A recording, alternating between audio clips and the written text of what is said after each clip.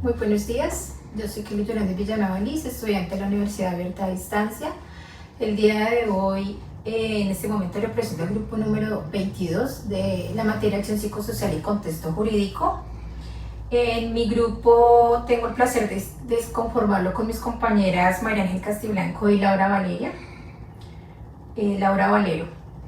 El propósito de este espacio es realizar una entrevista académica de psicología judicial, quien ejerce su labor en el Cuerpo Técnico de Investigación CTI de la Fiscalía General de la Nación, sección Fusagasugá, con el objetivo central de profundizar en el conocimiento del ejercicio profesional de la psicología jurídica y su rol específico dentro del sistema judicial colombiano. El día de hoy nos acompaña la doctora Ángela Fontecha. Bienvenida, doctora. Muy bien. Muchísimas gracias por aceptar esta entrevista. En su aspecto profesional, para comenzar, podría mencionar el título universitario de mayor nivel que posee relacionado con el campo de la psicología jurídica. Ok, bueno, primero pues para hacer un background, yo soy psicóloga egresada de la Fundación Universitaria Konrad Lorenz en el año 2004. Con posterioridad a esto inicié mis estudios como máster internacional en psicología forense. Esta fue una modalidad virtual hecha con la Asociación Española de Psicología Conductual y el Instituto Europeo de Psicología Aplicada.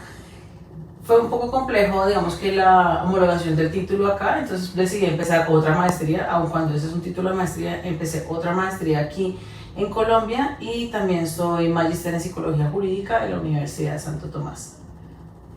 Muy bien, doctora, o sea, estamos súper preparados para ello. Doctora, ¿podría describirme brevemente cuáles son sus funciones dentro de la institución? El cargo que yo ostento con el Cuerpo Técnico de Investigación de la Fiscalía General de la Nación es el de Técnico Investigador 4. El cargo de Técnico Investigador 4 al interior de la Fiscalía da unas funciones que son las funciones de policía judicial. De manera general, las funciones de policía judicial son todas aquellas que se hacen en apoyo a la Fiscalía General de la Nación en la búsqueda y persecución de las conductas delictivas o que son típicamente codificadas en nuestro Código Penal. Sin embargo, en atención a la formación profesional y posgradual que yo tengo, en la actualidad, más o menos desde el año 2015, se me ha dado una designación casi que exclusiva para la práctica de entrevistas forenses a menores víctimas y testigos de delitos sexuales. En el marco de la legislación colombiana, la entrevista forense se ha tomado únicamente como un abordaje exclusivo a las víctimas de violencia sexual. Sin embargo, a nivel internacional, en los contextos judiciales internacionales, la entrevista forense es mucho más amplia y es aplicable también a otras víctimas de otros delitos. Pero aquí en Colombia, a partir de la Ley 1652-2013, se ha visto únicamente la entrevista forense en el abordaje a las víctimas de delitos sexuales. Entonces, eso es básicamente lo que yo desempeño aquí en la Fiscalía General de la Nación. De manera exclusiva, ha sido casi 10 años dedicada a eso. Pero previo a esto, ya llevaba un tiempo dedicada a diferentes tipos de investigaciones en el marco de delitos mucho más amplios, por ejemplo, homicidios, violencias intrafamiliares, fraudes procesales, digamos que otros delitos, no solo los delitos sexuales. Y manejar esa carga emocional es compleja. Es complejo, pero siempre lo he dicho que hay que buscar mecanismos alternativos para precisamente liberar la tensión que supone el contexto judicial. Es un contexto bastante fuerte, todo el tiempo estamos trabajando con víctimas, estamos escuchando historias tristes y las personas que atienden o acuden a la fiscalía siempre vienen con problemas. Entonces es entrar en primera instancia sabiendo y reconociendo las emocionalidades que están asociadas al tener que venir a la fiscalía. Siempre decimos que los que vienen acá no vienen muy contentos, entonces hay que entender eso. Sí, exponer sus vivencias. Así es, y en el caso particular yo solo trabajo con niños, con menores de edad. Entonces, claro, digamos que las víctimas de delitos sexuales que son mayores de edad ya son atendidas por otros investigadores, con un perfil un poco más, digamos que más extenso de manejar otros delitos. Pero precisamente por la especialidad y la importancia del abordaje de los niños, he sido designada para esa tarea. ¿Cuáles han sido los principales desafíos que has enfrentado en tu ejercicio profesional? Yo, 。tratar de educar a todo el contexto judicial, es decir, a fiscales, a los mismos compañeros investigadores, a los jefes inmediatos que a veces uno tiene, a los jueces, de la importancia de la entrevista forense, de la especialidad de la tarea. No es una entrevista como a veces se tiende a malinterpretar en el contexto judicial, que las entrevistas que se pueden hacer con un niño o una niña víctima son exactamente las mismas que se hacen con un adulto, y no, los abordajes son totalmente diferentes, la manera de aproximarte a los niños debe ser diferente. Entonces es como, ha sido un proceso de años, pero ya se ha entendido que no es una labor que puede desempeñar cualquiera. Es por eso también que la ley 1652 nos dice que son exclusivamente profesionales en el campo de las ciencias o el comportamiento humano. No puede haber otro profesional que desempeñe esa labor. Nos dice muy específicamente la ley, deben ser personas del CTI, entonces ya nos va limitando, que no pueden ser tampoco de otras policías judiciales, pero además del CTI deben ser personas que tengan formación en entrevistas forenses. Vamos limitando un poco más el campo, pero además de eso, no solo que sean del CTI con formación en entrevistas forenses, sino que tengan formación en ciencias del comportamiento humano. Entonces ya es cada vez más reducido el universo de personas encargadas para esto. Por tal motivo, en la seccional Cundinamarca, en este momento solo somos 4 personas las que desarrollamos de manera especial y puntual esa labor. 4 para el nivel Cundinamarca, o sea, es un abordaje bastante amplio. Así es. Bastante. ¿De qué manera ha evolucionado su rol dentro de la institución a lo largo de estos años? Como te explicaba inicialmente, yo empiezo en la Fiscalía en el año 2008. Yo llego con el cargo de técnico investigador 2, cargo con las funciones también de policía judicial, y cuando yo llego, digamos que sí había un reconocimiento de la profesión de psicóloga y de la maestría inicial que contaba con la del máster internacional en psicología forense, pero dada la denominación del cargo, a mí se me asignaba de todo, manejar de todos los delitos y hacer actividades judiciales dentro de todos los delitos. Las actividades judiciales que desarrolla un investigador son las entrevistas, son las inspecciones judiciales, son los allanamientos, son las capturas, son las inspecciones técnicas a cadáver, son las fijaciones fotográficas. Bueno, es una cantidad, son la recolección, el análisis y búsqueda de elementos materiales probatorios de evidencia física. Entonces empecé con un universo de comportamientos o de actividades judiciales a desarrollar, y en la medida en que me fui dando a conocer y sabían de la formación especial con la que yo contaba, se fue reduciendo el número de cosas encomendadas, tanto que a la fecha pues está solamente los delitos sexuales. En casos puntuales o particulares me solicitan los fiscales el apoyo para entrevistar a víctimas o testigos de violencias intrafamiliares cuando se tratan de menores de edad, y también me solicitan el apoyo cuando estamos hablando de testigos de homicidios, cuando se tratan de menores de edad, testigos de homicidios. Entonces ha habido una puntual, digamos que formación en eso y reconocimiento de lo especial que tiene que haber en la formación del profesional para abordar ciertos delitos y ciertas víctimas. Bastante, pero mencionabas algo importante, te fueron reduciendo, ¿sí? Porque se dieron cuenta del nivel y el potencial, y aparte de ello, pues acorde a las necesidades que tenían como tal la Fiscalía y a los conocimientos que tú tienes. Exactamente, yo tengo que decirlo, la Fiscalía General de la Nación es la mejor entidad. Yo amo la Fiscalía y todo lo que soy se lo reconozco a la Fiscalía, y también sé y reconozco que la Fiscalía tiene la capacidad de ubicar su potencial y su recurso humano y potencializarlo.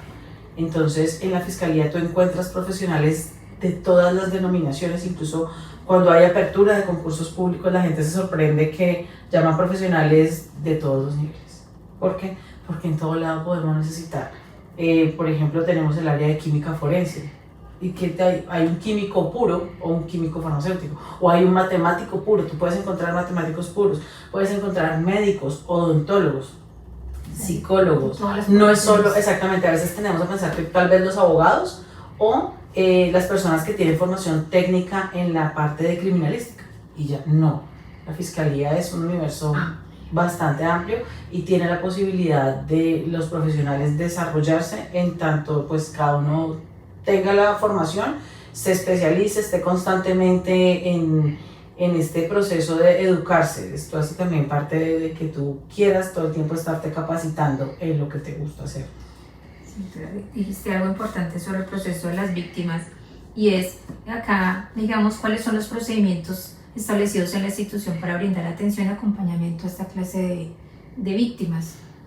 Bueno, la Fiscalía General de la Nación cuenta con procedimientos, guías y protocolos en punto de las atenciones de víctimas de diversos delitos. Nosotros tenemos prácticamente el ABC de cómo recibir una denuncia, desde cómo recibir una denuncia hasta cómo investigar un delito sexual, cómo investigar una violencia intrafamiliar, cómo investigar un homicidio. Tenemos unos lineamientos muy claros.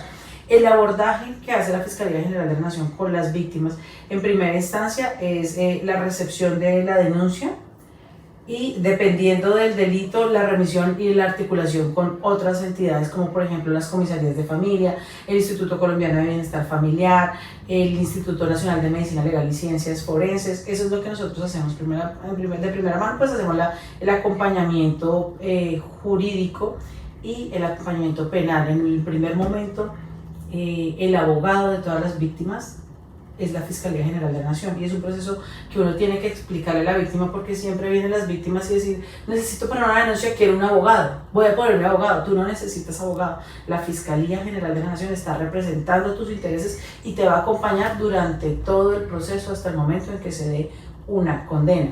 Ya la parte del abordaje terapéutico, la parte del abordaje psicosocial, lo hacemos articuladamente con otras entidades. Por ejemplo, en los casos de violencia intrafamiliar, se recibe la denuncia y nosotros contactamos directamente a las comisarías de familia y remitimos el caso. Le decimos: acabamos de recibir la denuncia de esta persona, por favor tómense las medidas administrativas que correspondan. Las medidas administrativas pueden variar desde el acompañamiento psicosocial y terapéutico hasta la solicitud de retiro de la otra persona, del agresor del espacio familiar, el acompañamiento que se hace con los menores, los regímenes de custodia, de visita. Todo eso ya lo hace la parte administrativa, que vendría a ser comisarías de familia.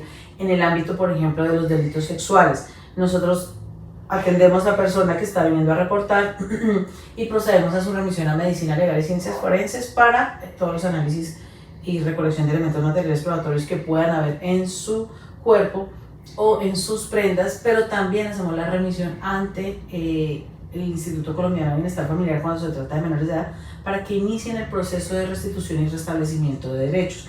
Este proceso es el proceso psicoterapéutico, donde se hace un acompañamiento general con profesionales en psicología, en trabajo social, en nutrición, en pediatría, para ver los ejes de ajuste de ese menor. Entonces siempre estamos en un tratamiento, digamos, en un proceso articulado con las otras entidades, pero también debe serse claro que la Fiscalía no hace intervenciones terapéuticas, no es una entidad que haga ese propósito, porque el propósito explícito y preciso de la Fiscalía General de la Nación es la persecución y la investigación de delitos. Sí, llegar hasta quién es el culpable. Exactamente.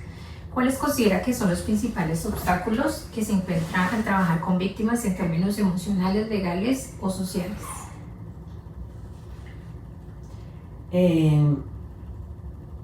Yo creo que los principales obstáculos son puestos por la misma historia de la víctima y por el contexto social. Por la historia de la víctima, como por ejemplo en el marco de las violencias intrafamiliares, la víctima que viene a denunciar a la Fiscalía viene de un ciclo de violencia de años. Cuando finalmente toma la decisión, siempre hemos dicho que es importante que la Fiscalía y todas las entidades cobijemos a esta víctima, porque es muy probable y tiende a suceder que las víctimas vuelven con su agresor. ¿Por qué? Porque estamos en un ciclo de violencia, porque cuando estamos en la fase de luna de miel es absolutamente estable la relación y gratificante emocionalmente. Entonces tenemos muchísimos casos, desafortunadamente podría yo decir que más del 80% de los casos de violencia intrafamiliar, la víctima viene a solicitar la retractación de su denuncia o el archivo del proceso, sin haberse hecho todo un proceso de acompañamiento terapéutico completo. Entonces, ese diría que es uno de los más complejos, y el otro es todo lo que tiene que ver con la estigmatización social de las víctimas. para víctimas de lo que sea. Si hablamos de víctimas de hurto, entonces siempre vamos a culpar a la víctima de eso, ¿no? Entonces es culpa tuya porque tú te expusiste, y eso hace parte de que vivimos en una sociedad eminentemente machista y patriarcal, que nos ha enseñado que siempre hay que buscar la culpabilidad en la víctima y no en el victimario. Sí, esos casos los vemos bastante en la televisión, que no voy a denunciar a mi papá porque desde los 8 años lo está abusando. Yo decía, tengo 18 años, hasta ahorita va a denunciar. Yo dije, ¿qué pasa esa? Porque espero tanto tiempo. Y muchas veces el padre omite su responsabilidad, lo que tú decías, hace que la persona sea la culpable y la mamá defiende al...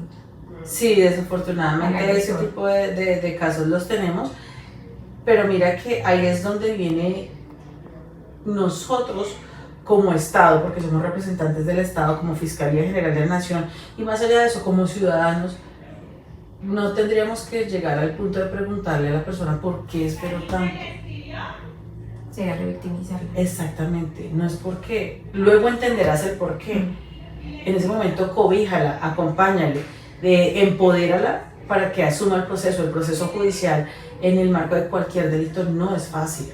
Es un proceso lastimosamente bastante demorado, te puedo decir. Un delito sexual, que para nosotros es de los delitos más graves y execrables, puede tomar 2, 3, 5 años. Entonces es, bueno, empodérame a esa víctima para que sostenga y para que se adhiera al proceso judicial hasta el momento en que se culmine el juicio oral y hay una sentencia. Sí, a veces se cae porque llega a la mitad y ya... Claro, y se cae porque tú, primero, pues digamos que pasa un tiempo en lo que sucedió el hecho y decidió denunciar. Y ese tiempo viene mediado por una cantidad de factores, que ya lo sabemos. Si hay una dependencia económica, una dependencia emocional, si estamos en el marco de una familia y está en una relación de poder, pues también va a haber una demora en el reporte. Entonces hay un tiempo entre lo que sucede el hecho, lo denuncio, entre lo que lo denuncio y empieza a investigarse, y entre lo que empieza a investigarse y se da la condena. Claro. Entonces, bueno, ¿cómo voy a garantizar yo que haya una adherencia a ese proceso? Sí, porque hemos visto casos de que es reincidente en el mismo delito. Así y es. Vuelve otra vez y sale y vuelve y pone la demanda, la denuncia, y la persona se retracta, y eso es un desgaste. Y nosotros, claro, nosotros como operadores a veces lo vemos, es un desgaste, pero no se va, ¿qué pasa? No continuamos en esto. No, yo siento que ahí es donde tendríamos que llamar a otras instituciones y decirles, venga, miremos qué está pasando con esta víctima, porque si hay un proceso de denuncia, retractación, denuncia, retractación, algo está sucediendo allí. Lastimosamente, por la cantidad de trabajo que tenemos, pues nos es muy complejo hacer un seguimiento individualizado de cada una de las víctimas. Sí, eso es verdad. ¿Qué estrategias se implementa para garantizar que las víctimas reciban un acompañamiento integral? De manera particular, en el marco de lo que yo trabajo, siempre tengo una excelente relación con comisarías de familia y con defensoría de familia. Nosotros aquí en Fusagasugá, de manera particular, tenemos una defensoría CAIVAS, que es la del Centro de Atención a Víctimas, Integral a Víctimas de Violencia Sexual, y la defensora de familia y yo tenemos línea directa, contacto directo, de manera tal que si yo tengo a un menor aquí en tiempo real y está reportando alguna otra situación o debe ser retirado de su contexto porque está siendo victimizado, no se están garantizando sus derechos, se hace contacto de una vez y se remite de manera inmediata. Lo mismo pasa allá. Si ellos tienen conocimiento de estar, por ejemplo, llega al ICBF un caso de violencia intrafamiliar, pero en el marco de la violencia intrafamiliar nos reportan un delito sexual, ellos de una vez nos comunican acá y nosotros ejercemos pues toda la ruta de atención y toda la parte de judicialización. Entonces ese es digamos que el quid del asunto es tener una excelente comunicación con las otras autoridades y con las otras entidades a las que les corresponde ya la parte de intervención administrativa y todo el proceso de restitución y restablecimiento de derechos. Nuevamente te recuerdo, nosotros estamos en la parte de judicialización y dentro de la judicialización va la investigación y la recolección de elementos materiales probatorios, cualquier tipo, y eso es lo que tenemos que garantizar, no ignorando toda la emocionalidad que lleva una víctima cuando llega a este punto, cuando se acerca aquí a la fiscalía. Desde su experiencia, ¿cuáles son las principales áreas que debe mejorar en la atención y protección de víctimas dentro de la institución? Nosotros continuamente, o la Fiscalía General de la Nación, de manera continua, permanente y a través de los canales virtuales, nos ha capacitado a todos los servidores en perspectivas de género, que eso es fundamental, y en atención al usuario. Siento yo que todavía falta mucho, y falta mucho porque somos seres humanos que venimos desde contextos socioculturales diferentes, con historias de vida muy diferentes, que obviamente en el momento de abordar a una víctima van a marcar la diferencia, ¿no? Entonces no es lo mismo un hombre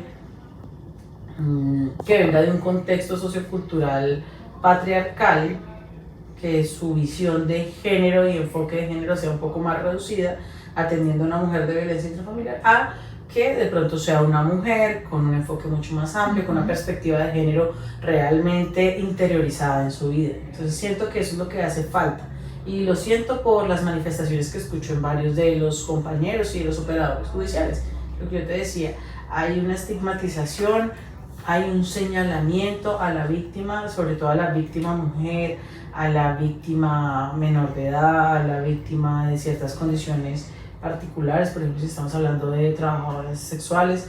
Entonces hay una estigmatización sobre eso, y eso hay que definitivamente modificarlo. También puede haber una estigmatización reversa, y es cuando el hombre viene a denunciar violencia intrafamiliar porque ha pasado. Sí. Esos casos pasan. Entonces las manifestaciones en ocasiones hacen que la víctima pues desista del proceso, porque es absolutamente humillante en el marco de nuestra cultura colombiana que un hombre sea victimizado o maltratado por una mujer. Porque ellos por lo general en su hogar están, es que el hombre no llora, el hombre calla, el hombre aguanta. O sea, usted es el hombre y no debe mostrar debilidad, entre comillas. ¿Sí? Exactamente.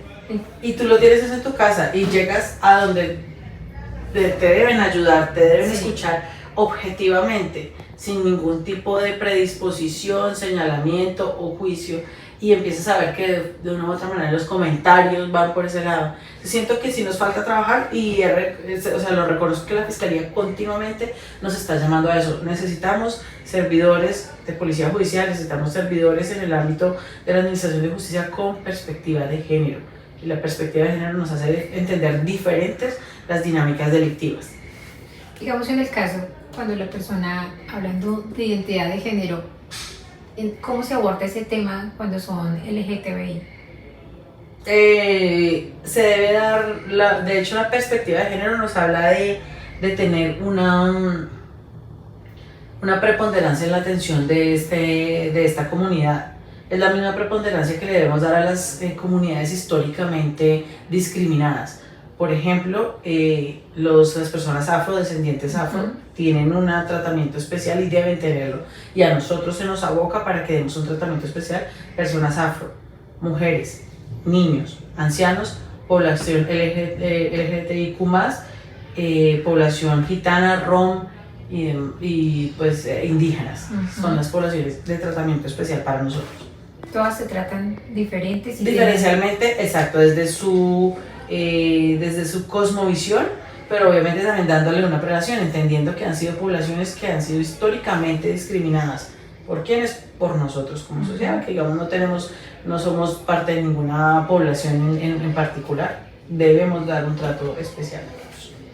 Doc, respecto a los procesos con agresores y personas responsables, ¿qué protocolos se siguen en la institución para la valoración o intervención psicológica en cuanto a las responsabilidades? Nosotros, de manera puntual, la Fiscalía General de la Nación no hace intervención terapéutica, psicológica, evaluativa o pericial de los indiciados o presuntos responsables de delitos. No lo hacemos porque digamos que la intención o la razón de ser, la misión de la Fiscalía General de la Nación es la investigación y la persecución de conductas penales. La parte de resocialización ya es algo que estaría más encaminado hacia el IMPEC, en el caso de mayores de edad, hacia el caso de las comisarías, cuando estamos hablando, por ejemplo, de violencia intrafamiliar. Yo sé que las comisarías convocan al agresor y le dicen: vas a someterte a tantas sesiones que deben ser efectivamente cumplidas y a las cuales ellos deben asistir y deben obviamente demostrar un mejoramiento. Sé que lo hace también el Instituto Colombiano de Bienestar Familiar en el proceso este es el abordaje que hacen ellos de los menores infractores, que son aquellos que van desde los 15 a los 17 años, 364 días. El bienestar familiar es el encargado de todas las sanciones y de todos los llamamientos de atención con los menores y toda la parte de terapéutica y de intervención. Nosotros como Fiscalía General de la Nación no tenemos ningún abordaje de ese tipo. Ahora, bueno, hay un proyecto en este momento en la Fiscalía, hay una unidad relativamente nueva que fue creada este año, que es la unidad de neuropsicología forense, que está buscando que los psicólogos dentro del cuerpo técnico de investigación y dentro de la Fiscalía cumplamos una función todavía más especial y esto es darnos la calidad de peritos en precisamente neuropsicología forense o psicología jurídica, dándonos la capacidad o dándonos el aval para efectuar las evaluaciones periciales tanto de víctimas como de victimarios. Sé que lo están haciendo. Esa es una labor que en la actualidad realiza el Instituto Colombiano de Medicina Legal. Sé que ellos sí reciben solicitudes, por ejemplo, en punto de los agresores de probabilidad de reincidencia. Ellos hacen una evaluación para verificar eso, lo que tan probable es que usted reincida, peligrosidad. Sé que ellos también lo están haciendo. Ellos hacen abordaje o evaluación también de adicciones, porque hay casos, por ejemplo, cuando estamos hablando de tráfico, fabricación y porte de estupefacientes, no es lo mismo que tú seas hallado o encontrado o una persona se encuentre con estupefacientes porque es consumidor a cuando es hallado con estupefacientes porque está distribuyendo. Entonces, esas evaluaciones sé que en este momento las está haciendo Medicina Legal y sé que está pues el proyecto para que nosotros los psicólogos al interior de la Fiscalía empecemos también a asumir esas labores mucho más periciales, que ya suponen la evaluación, la aplicación de pruebas psicométricas y bueno, pero todo esto también entenderán ustedes que requiere unos permisos, unos avales, derechos de autor, compras de baterías psicométricas y es una inversión también grande. En su experiencia, ¿cómo se equilibra el cumplimiento de la ley y la rehabilitación de los agresores?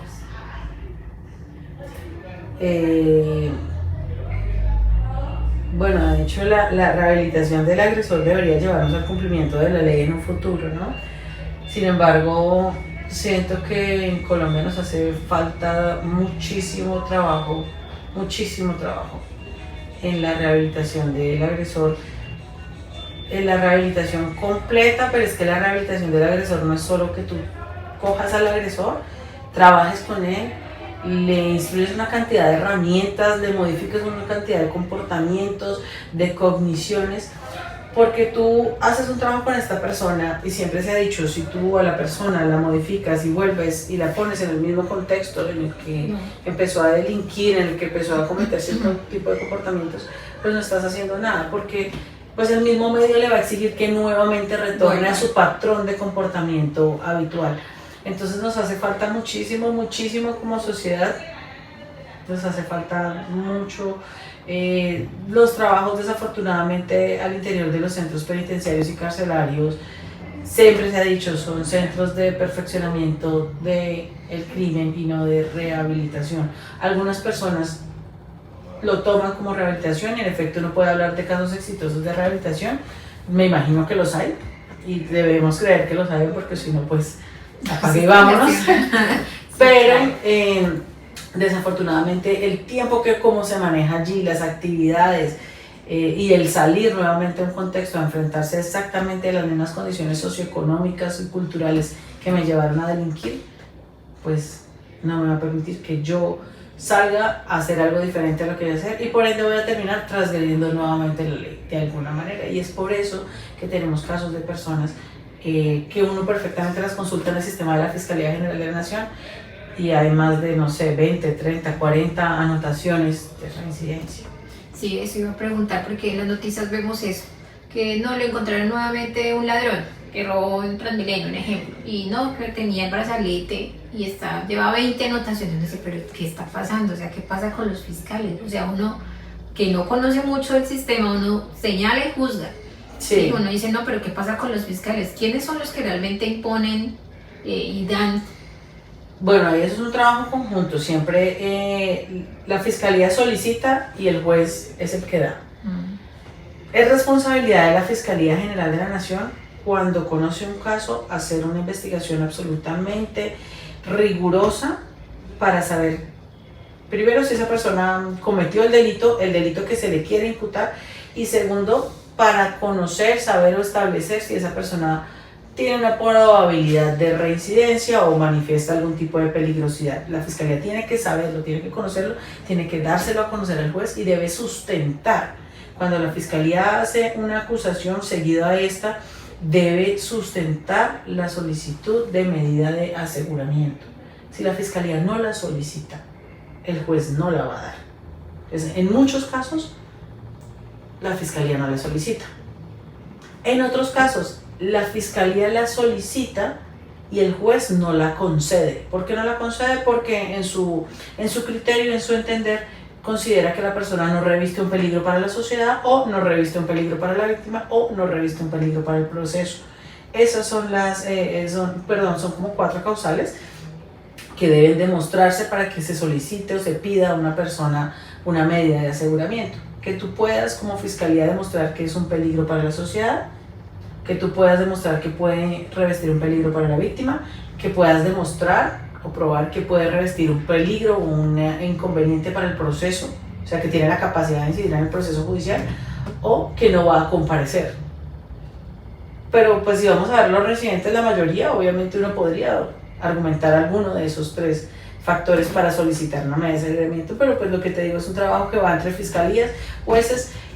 Ellos también piensan mucho estamos en un nivel de hacinamiento en las cárceles que, pues, si de pronto ustedes tienen la posibilidad de hablar con el INPE, creo que ellos tienen los datos más reales. Sé que aquí en Fusagasugá probablemente están por un 60% de sobrecupo, porque es una cárcel diseñada para muy pocas personas, pero sé que hay como más de, no sé, 600 personas más probablemente de lo que debería haber.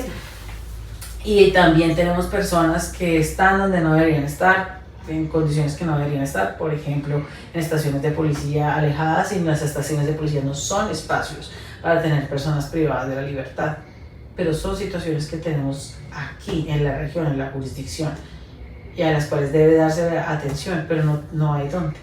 Si falta otro centro o sacar la cárcel, por ejemplo, ahí donde está ubicada en Fusa, en todo el centro, que es una bomba de tiempo en cualquier Exactamente. momento, y reubicarla nuevamente. Y reubicarla y abrir un poco más, pero pues todo esto ya entenderás que supone dinero, supone presupuesto, supone cosas que a veces las entidades no cuentan con eso, y bueno, a veces los gobiernos nacionales no les ha parecido importante tomar una medida de eso. Y también es cierto que uno tiene que evaluar, ¿ven? La cárcel, la privación de la libertad es la respuesta, que eso es lo que tendríamos que preguntarnos. ¿Es realmente la privación de la libertad la respuesta al delito? ¿Si estamos haciendo algo, o deberíamos buscar otros mecanismos, otras estrategias en donde no aislemos del todo a esta persona, pero podamos hacer un proceso de resocialización claro y efectivo? Sí, porque creo que esa es la meta de las cárceles, ¿no? Era resocializar, claro. Pero, por ejemplo, también uno tendría que sentarse a evaluar, y lo que pasa en países como Estados Unidos, que yo siempre lo he evaluado. Países como Estados Unidos, tú tienes la pena de muerte, tienes la cadena perpetua, ¿y qué pasa? La criminalidad igual sigue desbordada. Los tiroteos igual se siguen presentando. Los homicidios se siguen. Entonces, ¿qué es lo que realmente sucede allí? Entonces ya es donde viene el trabajo de nosotros como psicólogos forenses, como psicólogos jurídicos, como psicólogos sociales. ¿Qué vamos a proponer nosotros desde la psicología, desde la ciencia del comportamiento humano, para mejorar esta situación, o por lo menos tratar de hacer un mundo más llevadero? Sí, eso es verdad. ¿Cómo es el trabajo en equipo dentro de esta institución? Yo creo que el trabajo en equipo dentro de la Fiscalía General de la Nación es vital, es fundamental, y eso se ha entendido a todos los niveles, porque una sola persona dentro de la Fiscalía no puede hacer el proceso penal completo. El fiscal necesita de su asistente, el fiscal necesita de sus investigadores, los investigadores necesitamos del fiscal. Entonces no podríamos hacer las cosas interdependientes y yo como un mundo aparte. No, es fundamental que nos sentemos. Incluso el mismo proceso penal colombiano habla de la necesidad de sentarse cuando tú conoces un caso o un hecho delictivo, de sentarte con el fiscal y el equipo investigativo y hacer lo que se denomina el programa metodológico. Es un programa concertado entre el fiscal, el investigador y su asistente donde se sientan, analizan lo que pasó y dicen, bueno, ¿qué necesitamos probar? ¿Cómo lo vamos a probar? ¿Qué actuaciones debemos desarrollar? Y esos son los equipos de trabajo que funcionan y dan resultados positivos. Cuando tú